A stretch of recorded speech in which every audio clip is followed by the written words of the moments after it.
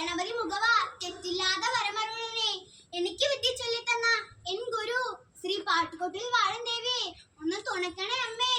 തോം തിങ്കിട തിങ്കിട തോം തിങ്കിട തിങ്കിട തോം തിങ്കിട തിങ്കിട തരിടാം തരിടാം തരിടത്താ തോം തിങ്കിട തിങ്കിട തോം തിങ്കിട തിങ്കിട തോം തിങ്കിട തിങ്കിട തരിടാം തരിടാം തരിടത്താ തരിടാം തരിടാം തരിടത്താ തരിടാം തരിടാം തരിടത്താ.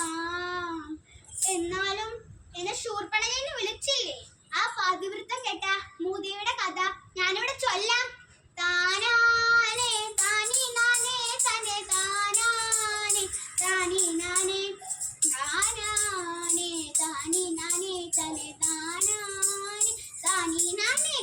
ശ്രീരാമനും തമ്പിയുമായി സീതയുമായി വാഴും കാലം പഞ്ചവടിയിൽ വാഴും കാലം അവർ പഞ്ചവടിയിൽ വാഴും കാലം.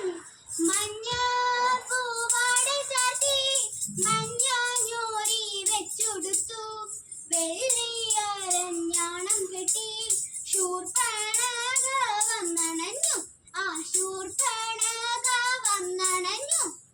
ശ്രീരാമദേവ ഏയ് കാന്ത ശ്രീരാമദേവ ഭാര്യയായി വെക്കണമെന്നെ അങ്ങ് ഭാര്യയായി വെക്കണമെന്നെ. കെട്ടുവാൻ പാടില്ല പെണ്ണെ തൊട്ട് കൂടുവാൻ പാടില്ല നിന്നെ. എന്നെ കവർന്ന സ്വരൂപനായുള്ള ലക്ഷ്മണൻ കൂടെയുണ്ട് ഓടി ലക്ഷ്മണൻ കൂടെയുണ്ട്. ആരെ ലക്ഷ്മണൻ?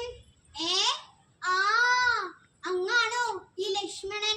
ലക്ഷ്മണ ഭാര്യയായി വെക്കണമെന്നെ അങ്ങ് ഭാര്യയായി വെക്കണമെന്നെ. കേട്ടെന്റെ അനുവാദം ഉണ്ടെങ്കിൽ നിന്നെ ഞാൻ രാമ ലക്ഷ്മണ രാമ ലക്ഷ്മണ രാമ ലക്ഷ്മണ രാമ ലക്ഷ്മണ രാമ ലക്ഷ്മണ. വാളെടുത്തു വന്നു ലക്ഷ്മണൻ കോപിഷ്ഠയായി ശൂർപ്പണഖയുടെ മൂക്കും മുലയും അരിഞ്ഞു കളഞ്ഞു. ആർത്തുനിലവിളിയുമായി ശൂർപ്പണഖ 10 തലയുള്ള രാവണന്റെ കാൽക്കൽ വീണു കരഞ്ഞു.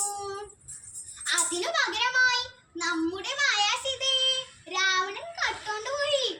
പെണ്ണുങ്ങളെ പാതിവൃത്തം വേണമെങ്കിലേ രാവിലെ നേരത്തെ എണിച്ച് കുളിക്കണം.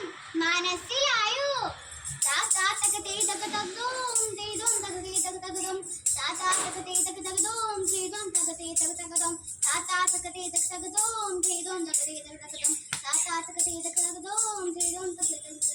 തക്കിടകോ